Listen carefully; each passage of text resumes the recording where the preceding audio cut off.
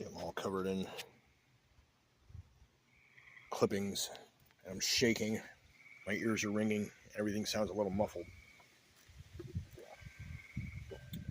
I run through about a spool and a half of string with the trimmer, about a full tank, a little bit more than that, tank and a quarter that I've gone through. Starting here, cleaning this up, cleaning around here. I've decided this is probably hops, so I'm leaving it alone.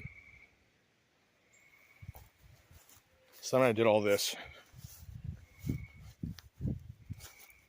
Careful to avoid the orchids, which you can see here are preparing to go again. And there's several over here waiting to, if I get some other things cleared out, I think they'll probably all bloom. So I came down into here, and from here on out it was about half to more than half poison ivy, which is why I'm also on Benadryl, which is also why things are a little stuffy, muffly.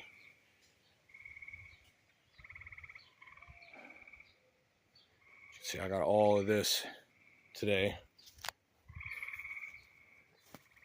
All of this. This stuff here was a lot of work working around the wood without losing all the string. Did all of this. I got about to here when I had to stop because I ran out of string. Maybe it was over there that I ran out of string. You can see it on the ground. That's the string when it fell out.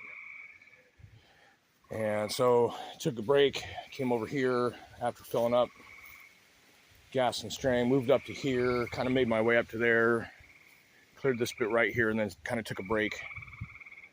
And when I came back, I did all the rest of this. Meant to get to more of that, and I probably still will, but I'm taking a little breather.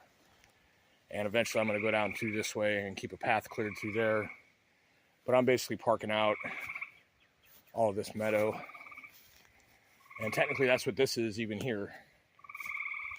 And so, yeah, I came up through here. I got all of this done and was like, okay, I'm going to, there's a trench there for water to go down. That's why there's so many plants growing right there, is because seeds get washed and there's water. So anyways, from here, I just cut everything at knee height out to about there. You can see the difference a little better there, where the top of the cigarette is. So I did all of that, and then I cut a lower rough path this way. And this path I cut all the way over to about here, and that's where I decided to cut this as a circle. And having completed that and gone around behind there and up the path there a bit, clearing all of this out, I took and chunked out through here, which is where I ran out of string the second time, as you can see. And this chunk of hog fence that's all curled up and railroad ties around it. Kept getting caught on that. So I got done. And the way the sun was glinting through the trees, you could still kind of see it a little bit. And it's like, okay, well, I'm going to take a break and I'm going to capture a little bit of this idyllic beauty. The sky was full of puffy clouds in town, and they kind of cleared off a little bit. They thinned as I went north. Now there's just nothing. There are clouds on the horizon. That's clouds. So as soon as the string trimmer was off, the birds are chirping, the frogs are singing their song. I was serenaded by an oriole earlier. I think that's a cardinal up there. Oriole or woodpecker, whichever it was, I couldn't exactly tell. It had kind of a tuft on the chest that might have been red, might have been orange. Might have been orange enough to be close to red. But it had this weird cursive sounding song that was like bip, bip, and then it was like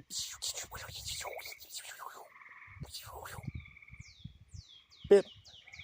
And then it took off flying and did it in a different tree. And this wind has picked up a little bit, but it's nice.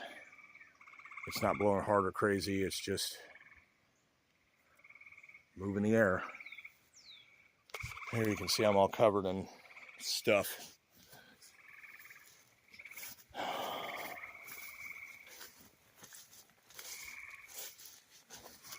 I love this time of day and evening.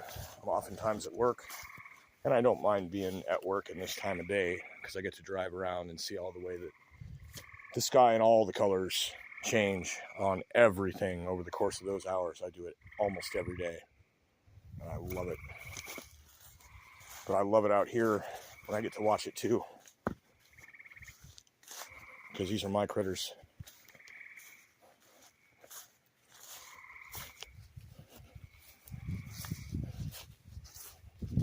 I had some short videos I was going to try and do, but I don't think I'm going to do them. I'm just going to include it in here. Some of the updates on springtime yard produce. Got a lot of poison ivy. This here, I've got some metal cans so that the wood isn't actually touching itself, because it is trying to kill both. And as you can see, and I'm trying to keep them going. They are all very fruitful, very close to the ground, and I see no reason why I shouldn't be able to keep them for a while. I cut down this amazing limb. This is just half of it.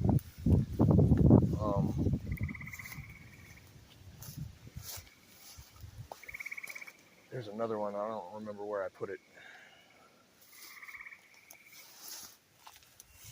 Oh, it's just kind of over here, I guess. So anyways, this is big.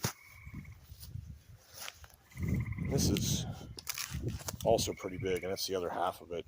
That thing was 12 plus feet, just horizontal out. It was carving a hole into my mulberry canopy here, as you can see, and now it's getting a chance to grow back, and there's mulberries behind it too. Eventually this box maple is going to go. Maybe I can sell that for wood.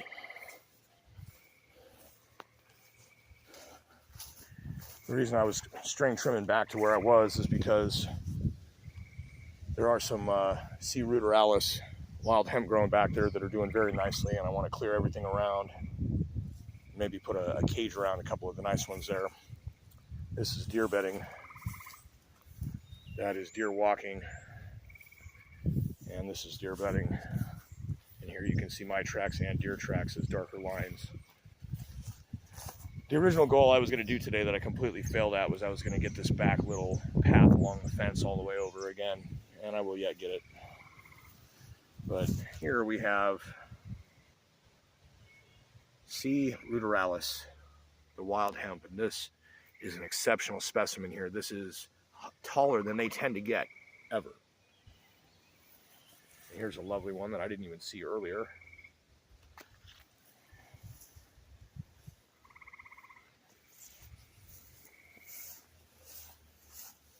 And then this is like some record shit, man. Seriously, this is amazing.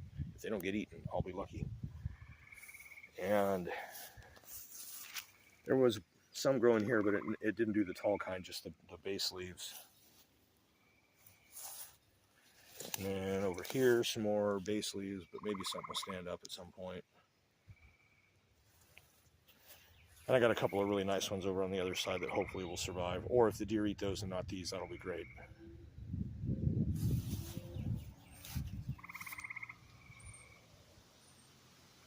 There's somebody in a four-wheeler or a car driving extremely fast on a surface that is not meant for that, about a half a mile away across the creek. Or they're coming into the creek. So I've got areas I'm clearing out behind too to get access to the raspberries from both sides. This is a very large patch and it is spreading. So I got mulberries. I got hella raspberries coming. I got wild keef. I got deer. And then big fan leaf plants. You can dig the roots up and eat them like a carrot potato.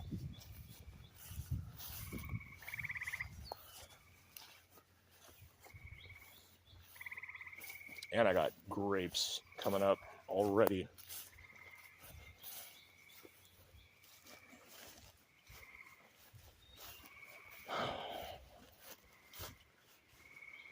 Oh my gosh, some of these are almost, oh my gosh, that's, yo, that is edible. Mulberries already. Oh my gosh.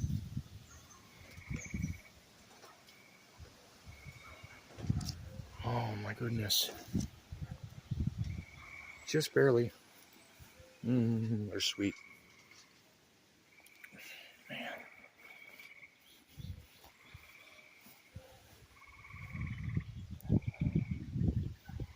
Not quite. And this here, I need to get this small box maple out. I was going to let it grow and support the side of the garage if it decided to shift, but I think the mulberries can handle it if they do, if it ever does. And if I get rid of this, then there's going to be more mulberries.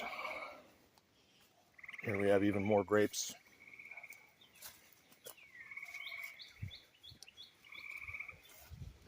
In time, those will all be able to bear fruit that is sweet.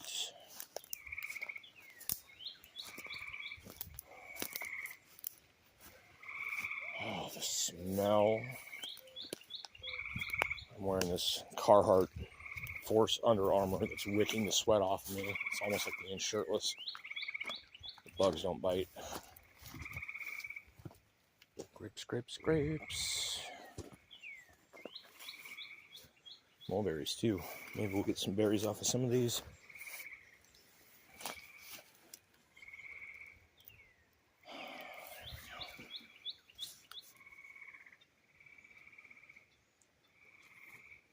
And there are plenty of them hiding up in here.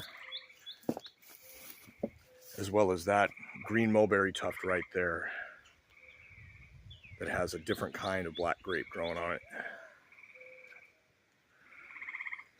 The bright green in the center is grapes hanging off the tree.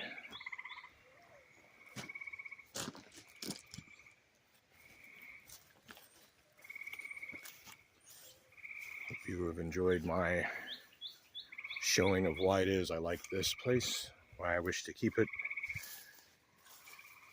why I am able to find my peace. About as Midwest as it gets, ain't it?